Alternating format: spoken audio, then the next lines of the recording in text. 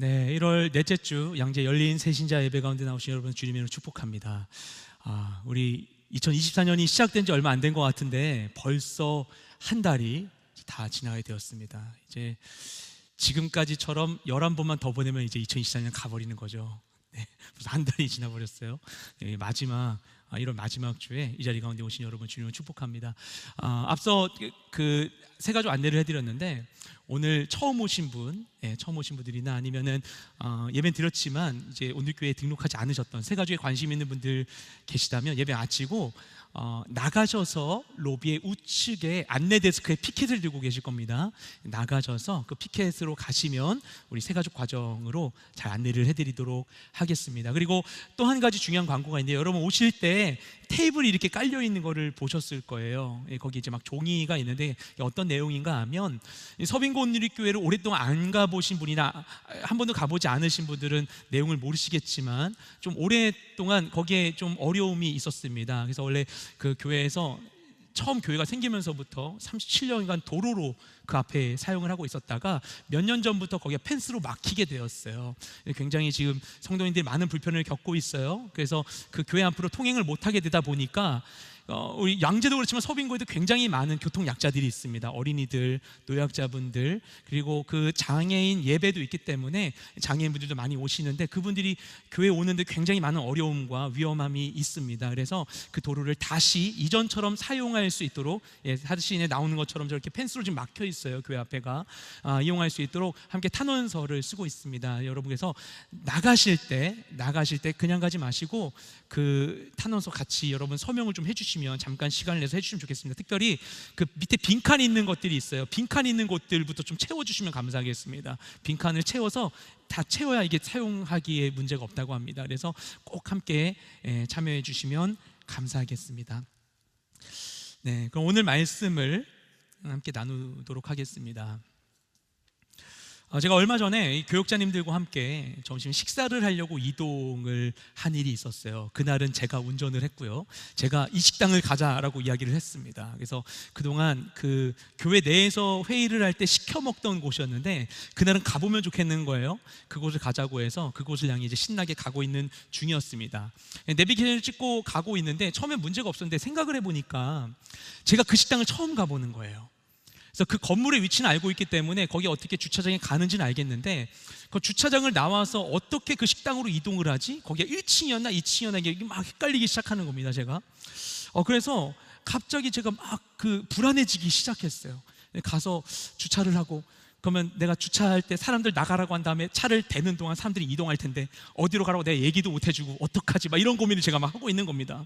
근데 제가 그렇게 막 골똘히 생각하면서 운전을 하고 있는데 마침 제 옆에 앉아 있었던 목사님이 그런 저의 변화를 눈치를 채셨나 봐요.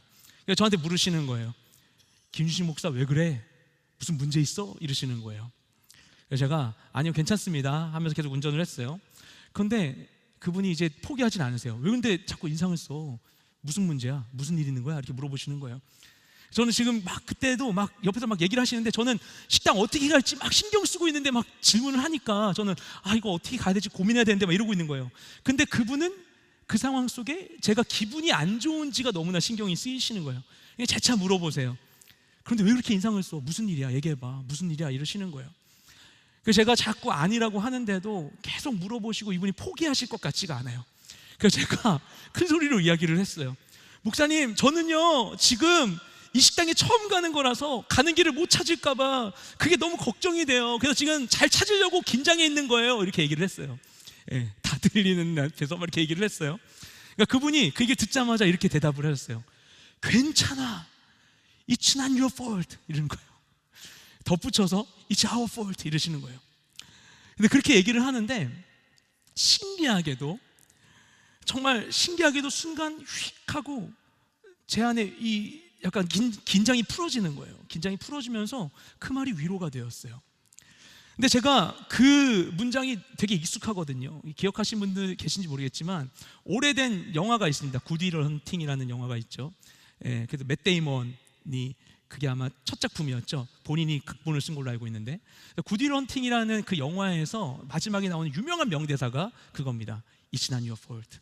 네 잘못이 아니야 라는 그 대사죠. 그래서 그 영화를 보면 이제 보신 분들 기억하실지 모르겠어요. 극 중에 헌팅 교수라는 사람이 있습니다. 로빈 윌리엄스였는데, 헌팅 교수가 그 주인공인 윌이라는 청년 맷 데이먼에게 마지막에 그렇게 반복적으로 이야기를 해요. It's not your fault. It's not your fault. 계속 얘기를 하죠. 그리고 그 대화를 통해 그 청년이 완전히 변화가 됩니다. 거짓된 비난 속에 갇혀 살았던 청년인데 그에게 얘기해 주는 거예요. 너에게 지금까지 일어난 모든 비극이 너의 탓이 아니야 라고 이야기를 해준 거예요. 아무도 해주지 않았던 이야기. 그래서 그동안 거짓 안에 갇혀있던 사람에게 진리를 선포해 주는 것이죠. It's not your fault. 그 말이 그 청년을 회복시킵니다. 안 보신 분 그 영화를 꼭 보셨으면 좋겠어요. 정말 강추하는 영화입니다. 제가 예전에 그 영화를 보고 굉장히 감동을 받았음에도 불구하고 저는 그 마지막 장면에 그 말이 그렇게 위로가 된다는 게 사실 공감되진 않았었어요. 다른 분들은 모르겠어요. 저는 그 부분이 그렇게 공감되진 않았었습니다. 근데 막상 제가 그 말이 필요한 순간 가운데 그 이야기를 들으니까 정말 그것이 위로가 되는 거예요. 그리고 막 그런 생각이 드는 거죠. 저도 그래, 괜찮아, 모르면 어때, 잘못 가면 어때, 망하면 어때, 죽게 하겠어? 뭐 이런 생각을 하면서 그냥 걱정을 떨쳐버리고 그냥 가게 되었어요. 제가 어떻게 보이실지 모르겠지만 제가 어릴 때부터 완벽주의 성향이 굉장히 강했습니다. 완벽주의 성향이 굉장히 강했어요. 그래서 한때는 제가 정말 완벽하고 이성적이고 치밀한 사람인 줄 알고 있었어요. 그런데 실은 좀 지나 보니 제가 정말 완벽해서 그랬던 것이 아니라 완벽하지 못한 것을 두려워한 것이죠. 그래서 틀릴까봐, 실수할까봐, 망칠까봐 많은 시간들을 긴장하며 지내왔습니다. 제가 오늘 교회에서 제가 파트 사역을 하다가 전임 사역을 2015년에 시작을 했는데, 전임 사역 처음 시작했을 때 여우사 청년부를 섬기는데 저는 너무나 긴장이 되는 거예요. 주일 사역 끝난 다음에. 그래서 월요일 날 늘 출근을 했어요. 그래서 일주일간 할 일들을 다 정리를 해놓는 거예요. 그래야만 안심하고 집을 가는 거예요. 그랬었어요. 너무나 긴장하며 실수할까봐, 내가 이걸 망칠까봐 걱정하며 살았던 것이죠. 그럼 내가 왜 그랬을까를 생각해보면 얘기하니까 막 생각이 또 나네요. 제가 또 어릴 때 어땠냐면요, 제가 중고등학교 때 늘 가방을 엄청 무겁게 메고 다녀서 한 1, 2년에 가방 하나씩 바꿨어요. 그 끈이 틀어졌거든요. 어떤 일화가 있냐면, 정말 제가 전혀 각색 없이 말씀드리면 친구가 저한테 물어보는 거예요. 야, 사전 좀 불러줘. 이렇게 저한테 물어보면 전 걔한테 얘기했어요. 무슨 사전? 영어 사전, 옥편 다 있었어요, 제 가방에. 그리고 그거를 사물함에 넣지를 못해요. 늘 갖고 다녀야지. 불안함이지. 불안함 때문에 갖고 다녀야 되는. 그 1년 중에 그 환경미화 시즌이 있잖아요. 환경미화 시즌이 있으면 제 가방에 장돌이 뭐 이런 거 다 갖고 다니고 이래야만 하는 아이였어요. 저는 불안증이 정말 심했었거든요. 근데 내가 왜 그랬을까 생각을 해보면 기질적으로 그런 부분도 있는 것 같습니다. 제가 아이를 키우다 보니까 제가 한때는 학습에 의해서 주어졌다고 생각했던 제 성향이 제가 그런 경험을 주지 않은 것 같은데 저희 아이한테도 있더라고요. 기질도 되게 무시할 수 없는 것 같아요. 근데 기질적으로 그런 부분도 있지만 또 생각을 해보면 환경도 무시할 수는 없잖아요. 제가 어릴 때 지나치게 활발한 아이였어요. 뭐 그런 아이였습니다. 그래가지고 근데 아무튼 그런 상황 가운데, 그러니까 그런 저 막 가만두면 가만히 있지 못하고 막 어디 가서 막 뭐 집어 던지고 막 여기 올라가지 않아야 되는데 올라가고 막 이런 아이였으니까, 그런 저를 돌보는 저희 부모님과 양육자들이 얼마나 저를 사랑하시고 관심 어린 눈으로 저를 보셨겠어요. 근데 저를 향한 그분들의 걱정, 염려, 사랑과 관심이 저의 이 삶에 대한, 저의 잘못에 대한 엄격한 태도로 나타날 수밖에 없었던 것이죠. 제가 많이 혼났거든요. 어릴 때부터 정말 많이 혼나면서 살았어요. 그러다 보니 아마도 제가 보고 들은 것만을 제가 인식하게 되니까 그런 반응들이 오롯이 저의 것이 되어서, 그래서 저도 스스로의 잘못을 수용하는 것을 어려워하는 사람으로 자라나게 되지 않았을까, 이런 생각을 그냥 해보는 거예요. 그러지 않았을까 생각을 해보게 되었습니다. 그러니까 문제가 있었는데 그 문제에 대한 태도가 삶에 영향을 미치게 된 거예요. 그래서 쉽게 스스로를 자책하고 또 실수하지 않고 비난받지 않기 위해서 많은 에너지를 늘 쏟는 아이로, 또 그런 성인으로 성장하게 되었던 것이죠. 우리는 많은 경우에 어떤 문제가 일어나면 그 문제 자체를 주목하고 문제 자체를 중시합니다. 하지만 실제로 우리에게 더 영향을 미치는 것은 발생한 문제의 그 액면 자체가 아니라 그것에 대한 우리의 태도입니다. 그 문제를 어떻게 대하느냐에 따라서 같은 문제가 발생해도 전혀 다른 결과가 나올 수 있는 것이죠. 그러면 우리가 살아가면서 너무나 많은 실수를 하고 너무나 많은 문제를 안고 살아갔는데, 그런 우리의 문제에 대해서 하나님은 어떤 태도를 갖고 계실까요? 바울은 이 문제에 대해서 로마서를 통해 설명을 합니다. 오늘 본문이 그것을 다루고 있어요. 우리 3절과 4절 말씀 먼저 함께 읽도록 하겠습니다. 로마 3장 3절에서 4절까지 말씀입니다. 함께 읽겠습니다. 시작. 그런데 그들 가운데 어떤 사람들이 믿지 않았다면 어떻게 되겠습니까? 그들의 불신앙이 하나님의 신실하심을 무효화시키겠습니까? 결코 그럴 수 없습니다. 사람은 다 거짓말쟁이라 해도 하나님은 진실하십니다. 기록되기를 주께서 말씀하실 때 의롭다는 인정을 받으시고 판단받으실 때 이기려 하십니다 라고 한 것과 같습니다. 아멘. 우리가 교회에 있는데 교회 안에서 누군가가 예수님을 믿는다고 하면서 신앙적인 미숙함, 인격적인 미숙함을 드러낼 때 이런 문제를 우리가 어떻게 대해야 될까요? 이 로마 교회에 그런 일들이 있었던 거예요. 아니, 교회 다닌다고 하면서, 예수님 믿는다고 하면서, 하나님 믿는다고 하면서 정작 하나님의 말씀을 제대로 믿지도 않고 또 지키지도 않으니, 그러면 저 사람도 저렇게 사는데 하나님 믿을 필요 있어? 하나님이 거짓말쟁이인 거 아니야? 교회 다니는데도 다니는 사람들도 제대로 믿지 않는다면 하나님의 약속이니 뭐니 다 가짜인 거 아니야? 이런 문제 제기를 하는 사람도 있었던 것이죠. 그리고 이에 대해서 바울이 방금 말씀에서와 같이 대답합니다. 결코 그럴 수 없습니다. 사람은 다 거짓말쟁이일지라도 하나님은 진실하십니다라고 대답을 한 거예요. 그러니까 바울의 답변은 명확합니다. 사람은 다 거짓말쟁이지만 하나님은 진실하시다. 이 말씀이 사실 오늘 본문의 중심 주제라고도 볼 수 있어요. 문제는 하나님께 있는 게 아니라 사람에게 있다는 거예요. 하나님은 진실하신데 사람은 다 연약하다는 거예요. 우리의 교회 생활에 있어서 마찬가지입니다. 어떤 목회자나 교회 리더십의 모습을 보면서 우리가 실망하거나 때로는 시험에 드는 일이 발생할 수도 있어요. 어떻게 저럴 수 있어? 하나님 어떻게 저런 사람을 세우시지? 뭐 이런 생각이 드는 거예요. 또는 믿지 않는 사람이 교회 다니는 사람의 잘못을 보면서 판단하고 비난할 수도 있습니다. 야, 교회 다니는 사람이 더 나네, 뭐 이러는 거예요.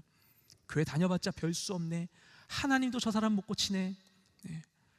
그래서 심지어는 이런 그리스도인의 결점이나 문제를 보고 시험 들어서 교회를 떠나버리거나 교회를 향해 굉장히 부정적인 태도를 취할 수도 있습니다.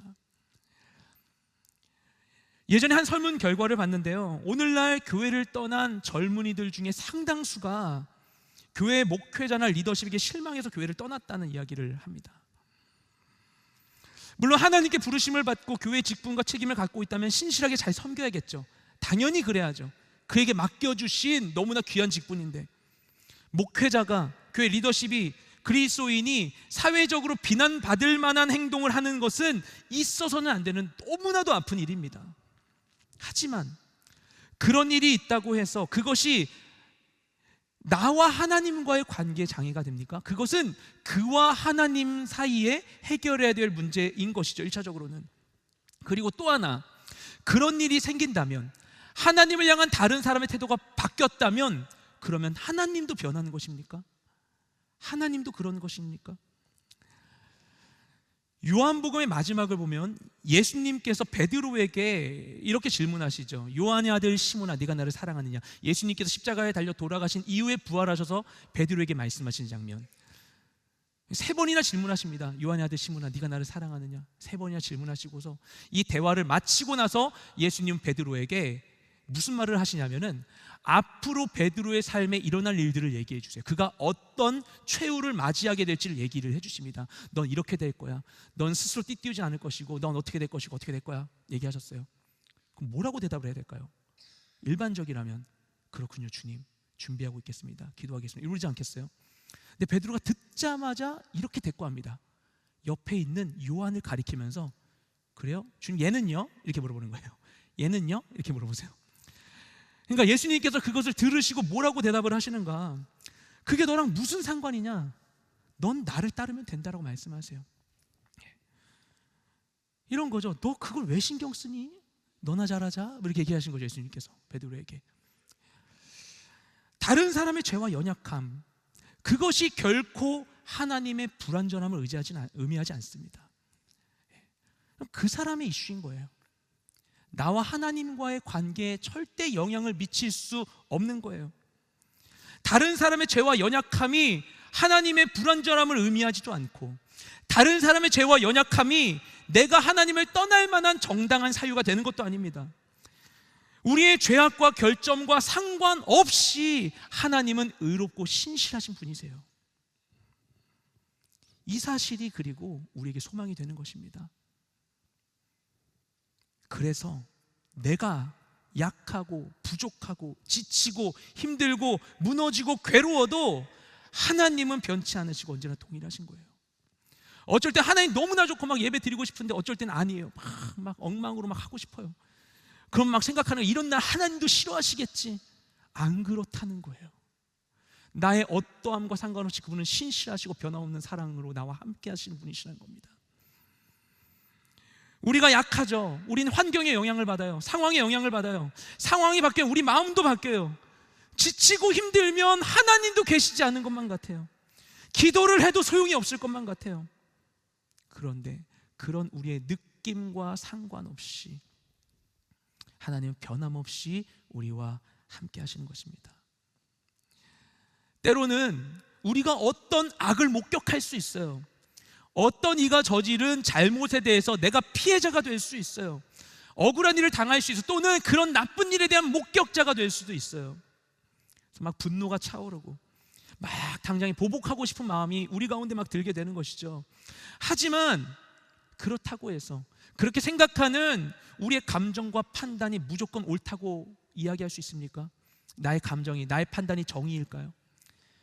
막 난 바빠 죽겠는데 누가 막 나를 막 콕콕 건드리고, 막 아니면은 나 있는데 누가 내 발을 꽉 밟고 막 그냥 지나가 버렸어요. 그럼 막 돌아보면서 죽이고 싶다 막 이렇게 막 생각을 막 해요. 막 그렇게 하면, 근데 그게 그럴 만한 일인 겁니까? 아니죠. 근데 우리는 순간적인 욱하는 감정으로도 그런 판단할 수 있거든요. 그런 우리의 판단과 우리의 감정이 정의가 될 수 있겠습니까? 의롭고 진실하신 하나님만이, 모든 것을 알고 계시는 전지전능하시고 무소부재하신 하나님만이 모든 이의 행동을 판단하실 수 있고, 그 모든 행동의 이유를 알고 계시며 그분만이 정의롭게 그 모든 것을 해결하실 수 있으십니다. 판단하실 수 있으십니다. 그분만이 우리에게 바른 결과를 주실 수 있는 거예요. 모든 걸 아시니까. 사람은 우리를 실망시킬지라도 그래서 하나님은 결코 우리를 실망시키지 않으십니다.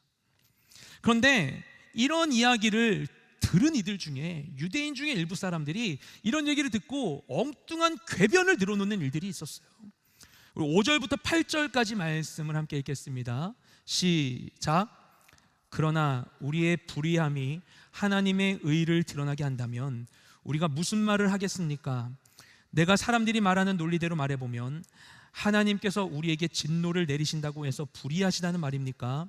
결코 그럴 수 없습니다. 만일 그렇다면 하나님께서 어떻게 세상을 심판하실 수 있겠습니까? 그러나 어떤 사람들은 반박할 것입니다.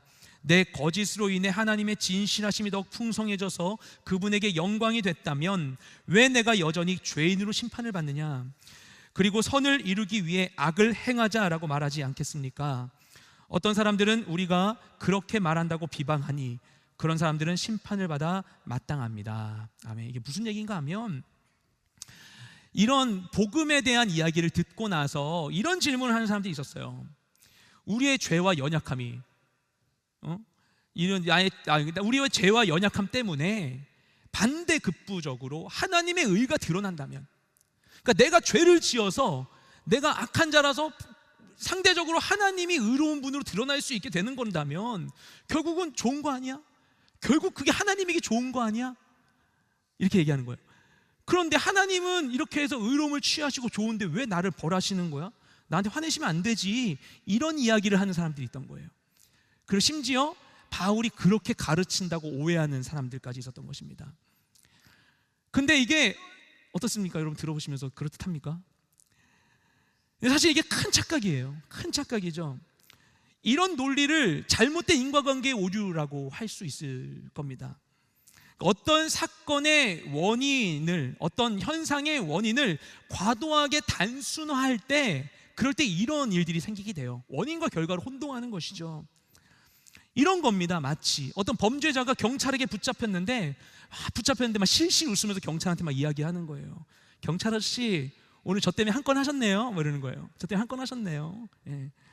저 같은 사람이 있어서 당신 같은 사람도 밥 벌어먹고 사는 거예요. 저한테 고마운 줄 아세요. 언제 한턱 쏘세요. 이렇게 얘기하는 거예요. 이게 맞는 말입니까? 어떤 말로도, 어떤 일로도 죄악을 정당화할 수는 없습니다. 죄는 그냥 죄일 뿐이에요. 우리가 죄인이라고 해서 하나님도 악한 분이 되시는 건 아닙니다. 또 반대로 우리가 죄를 지어서 그분을 의롭게 만들어 드리는 게 아니에요. 그죠? 내가 죄를 지어서 그분이 의로워지시는 게 아니에요. 그분은 원래 의로우신 거예요.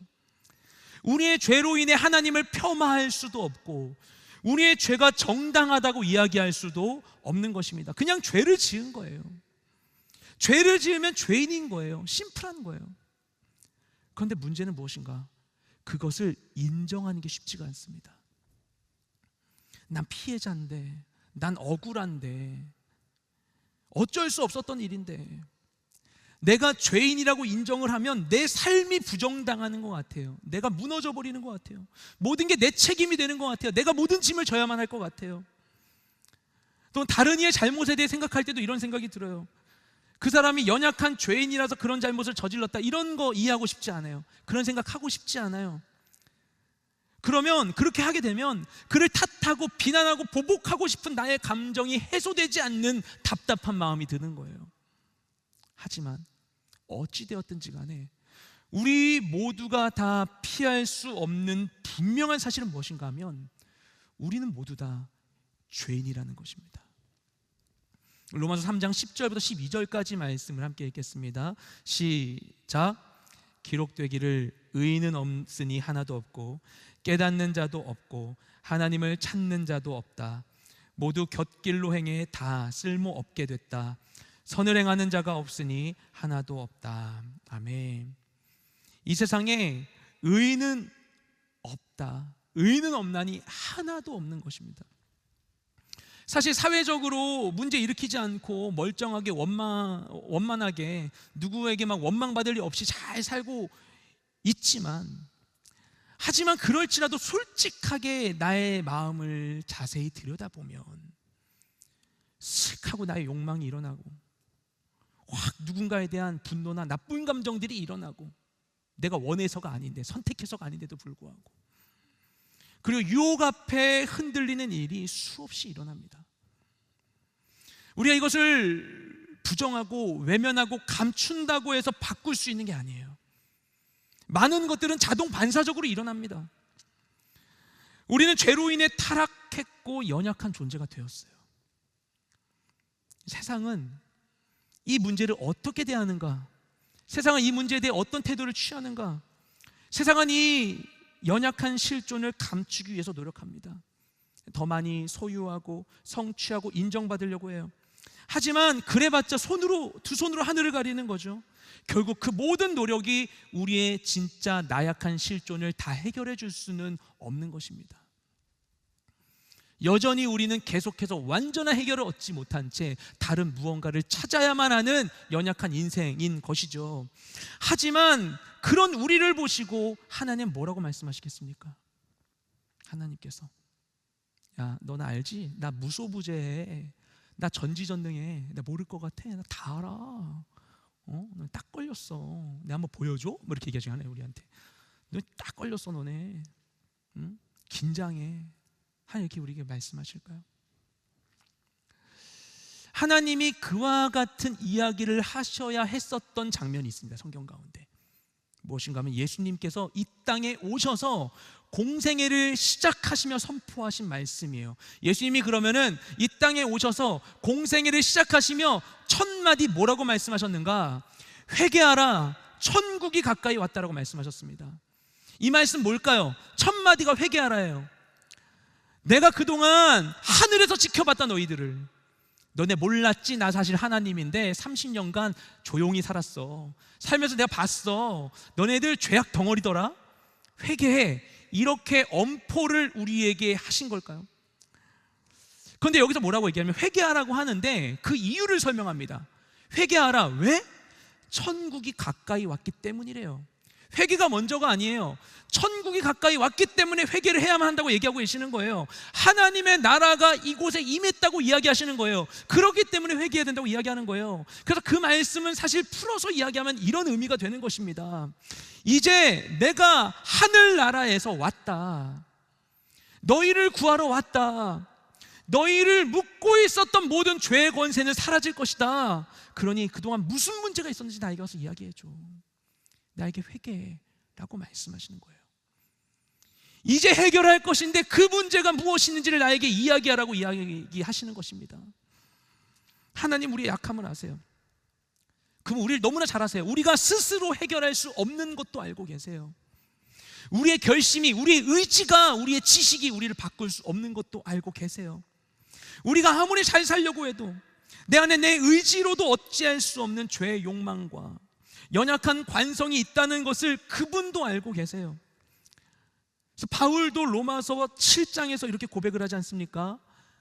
선을 행하기 원하는 나에게 악이 함께 있다. 오라, 나는 곤고한 사람이다. 이 사망의 몸에서 누가 나를 건져내겠는가? 바울도 이렇게 고백하고 있어요. 나 분명히 잘 살고 싶은데 왜 이랬지? 나 이러고 싶지 않았었는데 왜 내가 원하는 대로 살 수가 없는 걸까? 이 고민을 하고 있었던 거예요. 여러분, 우리가 잘못을 안다고 해서 행하지 않습니까? 선을 행할 의지가 있다고 잘 삽니까? 밤에 먹는 거, 야식이 몸에 안 좋은 거 아는데도 불구하고 손이 막 계속 가요. 유튜브 쇼츠 보면 시간 뺏기는 거 다 아는데도 눈을 뗄 수가 없어요. 자기 전에. 그리고 후회하고 자책합니다.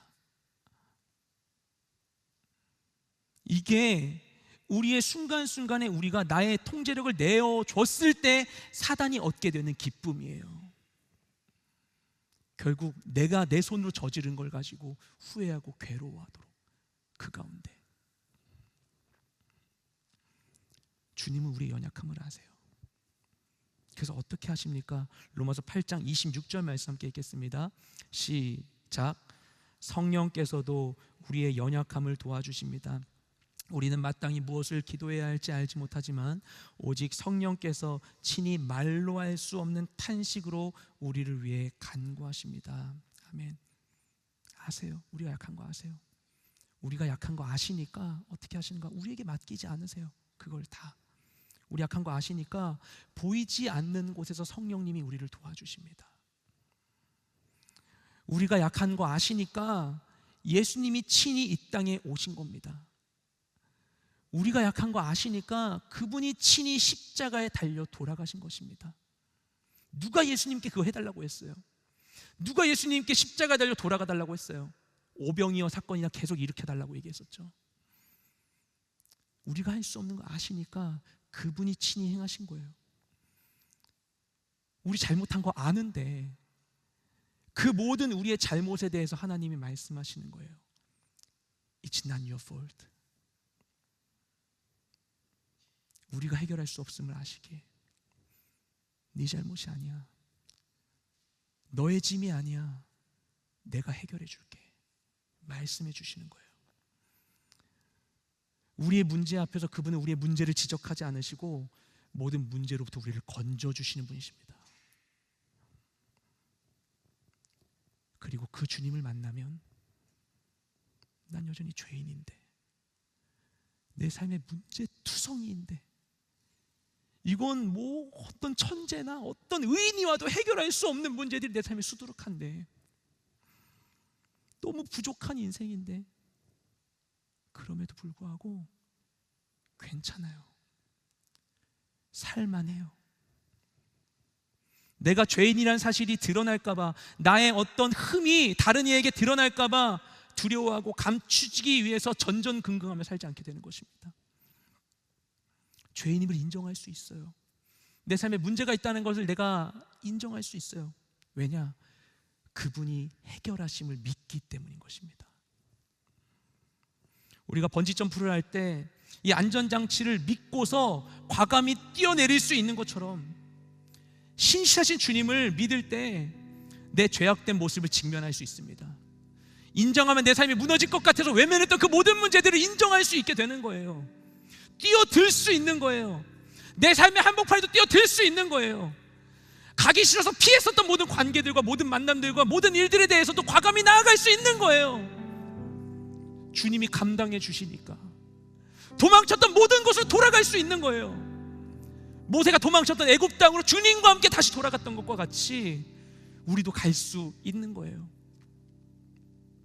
우리가 안전한 공간에 있을 때 그때 내 마음을 내려놓을 수 있고, 신뢰할 수 있는 누군가를 만나게 될 때 내 약점을 드러낼 수 있는 것과 같이, 신실하신 그 하나님을 만날 때 나의 죄악된 실존을 인정할 수 있습니다. 사실 이게 문제였다고, 나 이것 때문에 너무 힘들다고 이야기할 수 있는 거예요. 그러면 우리가 회개할 수 있습니다. 예수님이 우리에게 요구하신 대로 회개하면요, 주님 나는 죄인입니다, 주 내가 그 잘못을 저질렀어요. 회개하면 죄인으로 낙인 찍히는 게 아니라 오히려 죄로부터 자유케 되는 것입니다.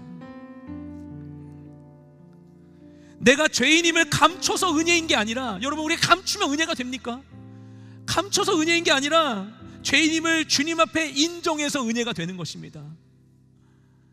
감추는 어떤 의도도 어떤 시도도 우리를 은혜롭게 할 수 없어요. 오직 주님만이 우리를 은혜롭게 하실 수 있습니다.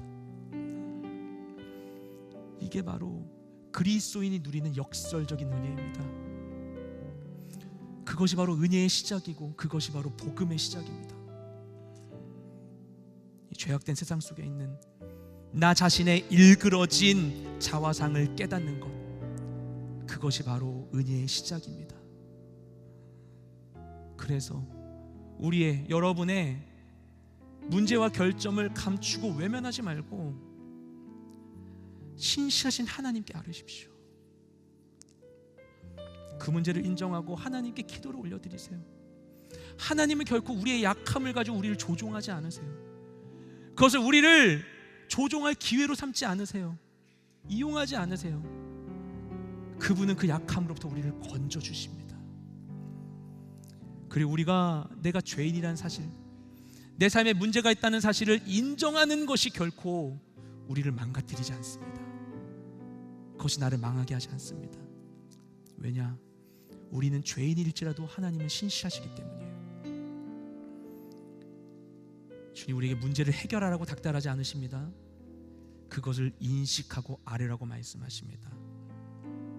내가 할 수 없어서 감추고 외면했던 모든 것들 하나님께 아뢰시기 바랍니다. 신실하신 하나님께서 여러분을 도와주실 것입니다. 여러분 이 시간에 이 말씀에 여러분 감동이 있으시다면 주님께 기도했으면 좋겠습니다. 혹시나 이 자리 가운데에서 기도가 익숙하지 않고 처음인 분들이 계시다면 눈을 감고 그분을 부르세요. 마음으로든 입술로든. 하나님, 하나님, 하나님. 그분 우리의 기도를 들으세요. 하나님, 그분께 아뢰십시오. 내 삶에 내가 풀지 못했던, 다가가지 못했던, 이해하지 못했던 그 모든 문제들을 지금 그분께 좀 아뢰었으면 좋겠습니다. 여러분 마음 가운데 있는, 여러분의 마음을 어렵게 하는 그 무언가가 있다면,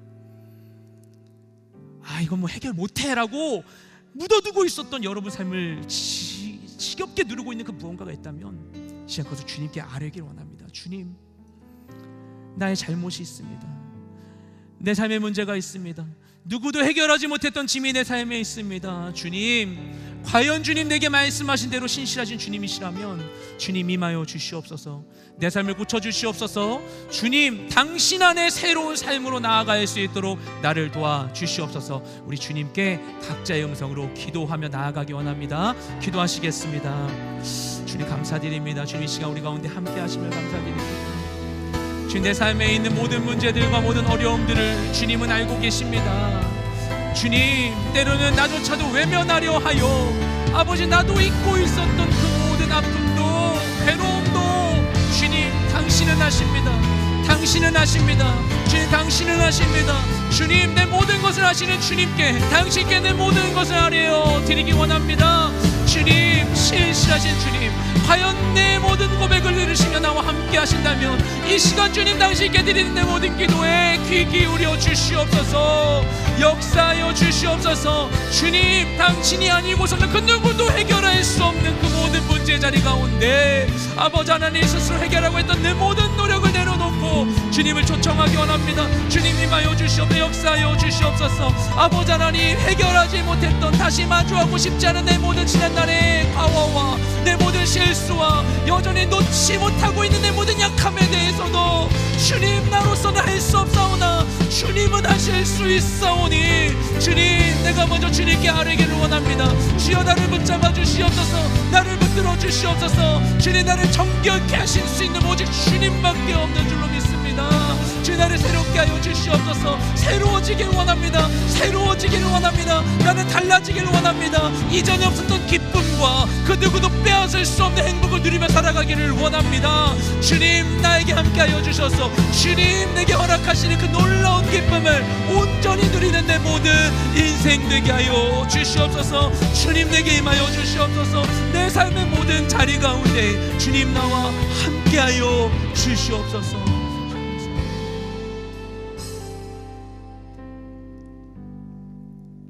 주님 감사드립니다. 내가 약할지라도 강하신 주님 나와 함께하여 주셔서 아무것도 할 수 없고 그 무엇도 의지할 수 없는 상황에서도 우리가 좌절하지 않고 주님 당신을 바라볼 수 있게 하여 주셔서 감사드립니다. 내가 붙들어도 애를 써도 긴장해도 벗어날 수 없고 해결할 수 없던 그 모든 것으로부터 온전한 자유함을 누리길 원합니다. 내가 애써왔던 나의 모든 노력을 내려놓고 내 모든 약함을 주님 당신께 올려드립니다. 예수님과 함께 이 모든 약함을 십자가에 못 박기 원합니다. 주님 부활하신 그 빈 무덤 가운데 내 모든 약함을 채워넣기를 원합니다. 주님 임하여 주시옵소서. 나와 함께하여 주셔서 나를 안고 있었던, 나를 붙들고 있었던 그 모든 죄악과 연약함과 두려움으로부터 자유케 되는 우리 모든 인생 되게 하여 주시옵소서. 우리 가운데 함께 하실 주님을 찬양하는 모든 기도를 사랑하신 예수님의 이름으로 기도드렸습니다.